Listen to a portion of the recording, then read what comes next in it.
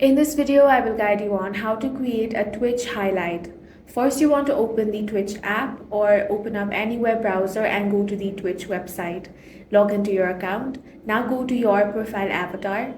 Then click Create a Dashboard from here. Go to the left sidebar and select Content. Now click on Video Producer. Here you want to choose the video or past broadcast that you want to highlight. Click on Highlight at the top of the page. Adjust the highlight markers to select the part of video you want to keep. Remove unwanted section from the highlight if needed.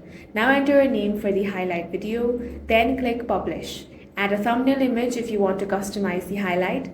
Now you can edit the video description if needed, select the video language settings, copy the video URL if you want to share the highlight, and click Save to finalize the highlight. That's all for this video. If you found it useful, make sure to hit the like button and subscribe for more videos like this.